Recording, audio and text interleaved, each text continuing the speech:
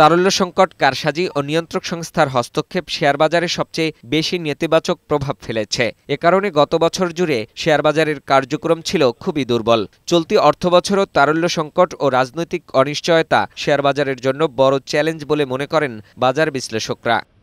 পুঁজিবাজার নিয়ন্ত্রক সংস্থা Bangladesh securities and exchange commission বিএসইসির বর্তমান নেতৃত্বের প্রতি আস্থা নেই বাজার সংশ্লিষ্ট ব্যক্তিদের বেশিরভাগের। তলানিতে ঠেকেছে ইন্ডেক্স ভ্যালু, বেড়েছে জেট ক্যাটাগরির শেয়ার। সব মিলিয়ে বিনিয়োগকারীদের আস্থাহীনতায় ভুগছে শেয়ার বাজার। বিএসইসির প্রশাসন তার উপরে যেটা অনাস্থা, সেটিও একটা বড় সমস্যা তৈরি করেছে। সব মিলিয়ে বিনিয়োগকারীদের আস্থা সেটি একেবারে কমে গেছে, প্রায় তলানিতে। এর পাশাপাশি যে এই নতুন ধরনের যে প্রাতিষ্ঠানিক শেয়ার, দেশি বিদেশি কোম্পানিদের যে অংশগ্রহণ, সেটিও কিন্তু অত্যন্ত কম।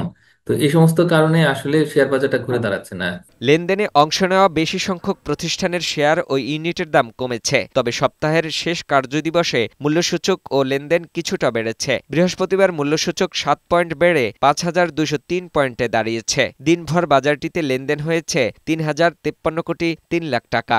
বুধবারে এই লেনদেন ছিল ৩,০১৮ কোটি ২০ লাখ টাকা। বিশেষজ্ঞরা বলছেন, বিএসইসির চলমান সংকট, শেয়ার বাজারের অনাস্থা এবং বিনিয়োগকারীদের ক্ষতির মুখে সরকারের কঠোর সিদ্ধান্ত নেওয়া প্রয়োজন। বিনিয়োগকারীদের স্বার্থ রক্ষা করতে কমিশনের দায়িত্বশীল ও স্বচ্ছ নেতৃত্ব দরকার বলে মনে করেন তিনি। দেশি বিদেশি বিনিয়োগ কিভাবে আরো বাড়ানো যায়, কিভাবে এই প্রাতিষ্ঠানিক শেয়ার সেটাকে বাড়ানো যায়, ভালো ভালো কোম্পানিকে কিভাবে নিয়ে আসা যায়, তো সেগুলোর বিষয়ে একটু চিন্তা করতে হবে।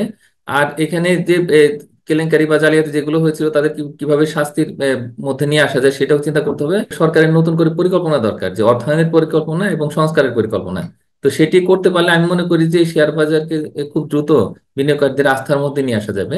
শেয়ার বাজারের চলমান অস্থিরতা কাটিয়ে স্বাভাবিক ধারায় ফিরে আসুক, এমনটাই প্রত্যাশা বিনিয়োগকারীদের। ফাহিম মুনাইম, বৈশাখী সংবাদ, ঢাকা।